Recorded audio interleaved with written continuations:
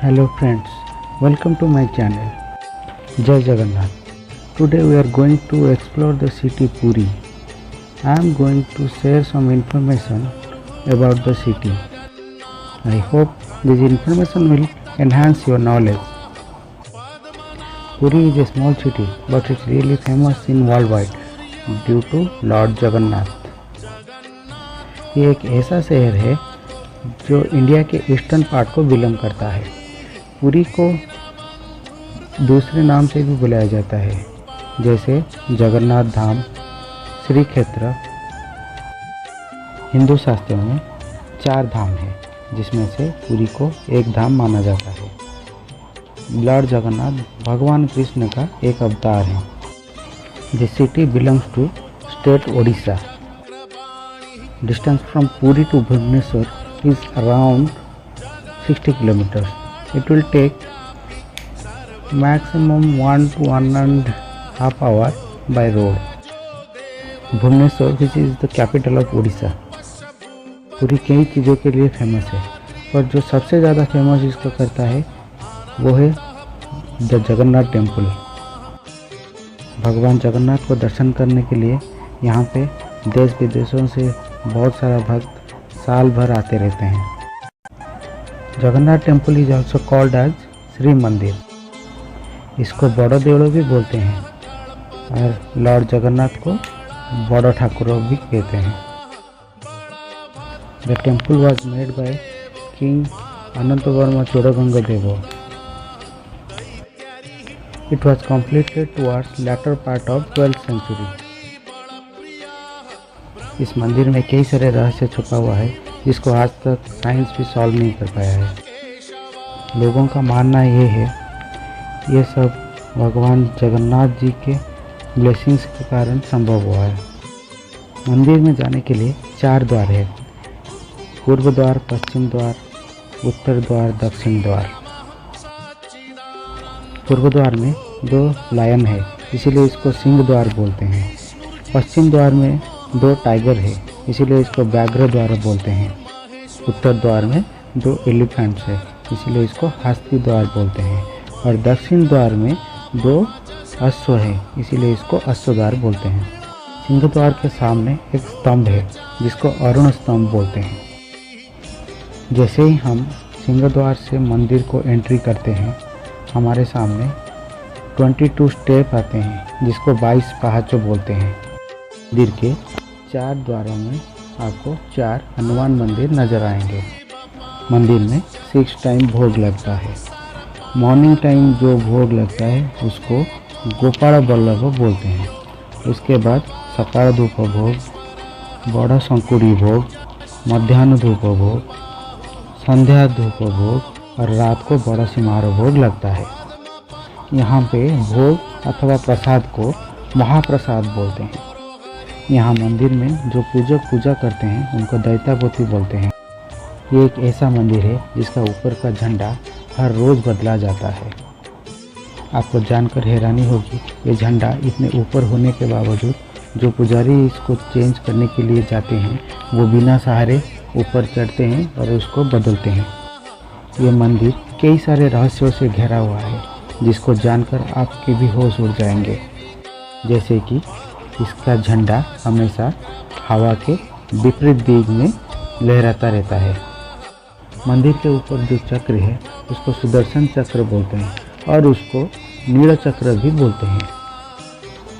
इस चक्र की खासियत ये है, आप जहाँ भी खड़े रहें, सुदर्शन चक्र is always facing towards you. इस मंदिर के ऊपर कोई चिड़िया पक्षी कभी नहीं उड़ता है। यहाँ पे मंदिर का शैडो कभी नहीं दिखता है। यहाँ पे डे टाइम में हवा समुद्र तट से लैंड को ब्लो करता रहता है और इवनिंग या रात को लैंड से समुद्र तट की तरफ ब्लो करता है। ऐसा मान्यता है यहाँ पे प्रसाद कभी वेस्ट नहीं होता है। चाहे दुनिया भर से कितने भी श्रद्धालु दिन भर में आए, लाखों हजार जितने भी आए, कभी कोई भूखा यहाँ पे नहीं रहता है। यहाँ पे प्रसाद को अबड़ा बोलते हैं। इसको बनाने का तरीका भी बहुत अनोखा है। यहाँ पे फायर वुड का यूज़ करते हैं। यहाँ पे प्रसाद मटके की पॉट से बनता है। इसको बनाने का तरीका भी बहुत अलग है। ये अपने आप में ही एक रहस्य है। यहाँ पे 7 मटकी one on top of another रखा जाता है। इंटरेस्टिंगली जो ऊपर का मटका है उसका प्रसाद पहले बन जाता है, उसके बाद धीरे धीरे ऊपर से नीचे तक प्रसाद बनता रहता है। हालांकि मंदिर से समंदर ज़्यादा दूर नहीं है। जब आप सिंह द्वार होके मंदिर के अंदर एंट्री करेंगे आपको बाहर का समंदर का आवाज़ नहीं सुनाई देगा, पर जब आप मंदिर से बाहर निकलेंगे at the time of evening या नाइट आपको समंदर का आवाज़ क्लियरली सुनाई देगा। जगन्नाथ टेम्पल में 148 फेस्टिवल साल में मनाया जाता है। उसमें से 12 बड़े यात्रा फेस्टिवल्स मनाया जाता है, 28 छोटे यात्रा फेस्टिवल्स मनाया जाता है, 108 अदर फेस्टिवल्स मनाया जाता है। इनमें से चंदन यात्रा, स्नान यात्रा, रथ यात्रा, बाहुड़ा यात्रा, सुनाबेसो अन्यतम है। Puri is also mainly known for its रथ यात्रा। स्टार्टिंग के दिनों में रथ यात्रा में 2 सेट ऑफ रथ यूज होता था, क्योंकि उस टाइम पे there was a river flowing in between Shri Mandir and Gundicha मंदिर। रथ यात्रा के दिन भगवान जगन्नाथ, देवी सुभद्रा, भगवान बलभद्र तीनों रथ में बैठ के श्री मंदिर से गुंडीचा मंदिर तक जाते हैं। ये जो यात्रा होता है इस रथ में बैठ के इस यात्रा को संपन्न करते हैं, इसीलिए इसको रथ यात्रा बोलते हैं। रथ यात्रा के काम अक्षय तृतीया से शुरू होता है। Rath Yatra mainly celebrated in month of Ashadh. Rath Yatra specially एक ऐसा दिन है जिस दिन भगवान मंदिर से निकल के बाहर आते हैं अपने भक्तों को दर्शन देने के लिए। In this day all the people gets a chance to see the lord Jagannath, Balabhadra and Subhadra. भगवान जगन्नाथ का रथ का नाम नंदीघोष है। इसमें 832 पीस ऑफ वुड यूज होता है। इसमें 16 व्हील होता है। इस रथ का कपड़े का कलर रेड एंड येलो है। भगवान बलभद्र का रथ का नाम तालध्वज है। इसमें 763 नंबर ऑफ वुड यूज होता है। इसमें 14 व्हील होता है। इस रथ का कपड़े का कलर रेड एंड ग्रीन है। माता सुभद्रा का रथ का नाम दर्पदलना है। इसमें 593 पीस ऑफ वुड यूज होता है। इस रथ में 12 व्हील होता है। इस रथ का कपड़े का कलर रेड एंड ब्लैक होता है। रथ यात्रा संपन्न होने के बाद भगवान जगन्नाथ, भगवान बलभद्र, माता सुभद्रा गुंडीचा मंदिर में, जो कि अपने मौसी का घर है, वहाँ पे रहते हैं। वहाँ पे 8 दिन के बाद फिर से रथ में बैठ के गुंडीचा मंदिर से श्री मंदिर आते हैं। इस जर्नी को बाहुड़ा यात्रा कहते हैं। बाहुड़ा यात्रा खत्म होने के बाद तीनों भगवान रथ में श्री मंदिर के सामने रहते हैं। वहाँ पे उनका राजराजेश्वरी बेस होता है, जिसको सुना बेस भी कहा जाता है। उसके बाद वहाँ पे अधरपणा होता है। पणा मीन्स दूध में banana, coconut, different types of fruit, sugar सब मिला के बनाया जाता है। उसके बाद इसको 5 देवी देवियों को समर्पित किया जाता है। उसके बाद भगवान जगन्नाथ, बलभद्र, सुभद्रा माता को रसगुल्ले का भोग लगता है। इसके बाद नीलाद्रि विजय किया जाता है। नीलाद्रि विजय में तीनों भगवानों को वापस श्री मंदिर लिया जाता है।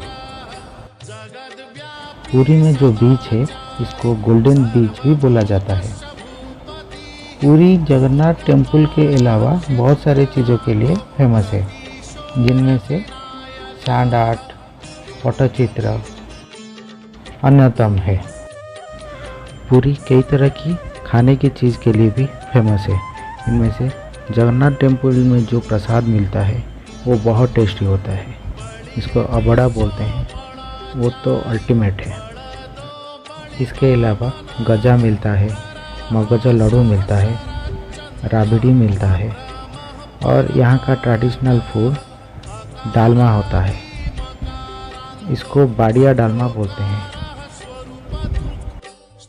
डालमा को नॉर्मली किसी के साथ भी खाया जा सकता है, पर यहाँ पे मालपुआ के साथ खाया जाता है या फिर चूड़ा घसा के साथ खाया जाता है। डालमा एक ऐसी चीज़ है, आप उड़ीसा में कहीं भी चले जाएं आपको हर जगह मिल जाता है। यहाँ का डालमा का खासियत ये है वो थोड़ा ठीक रहता है, इसीलिए इसको बाड़िया डालमा बोलते हैं। So friends, I hope these informations are really helpful for you and you liked my video. So keep watching and like, share and subscribe my channel. Thank you. Jai Jagannath.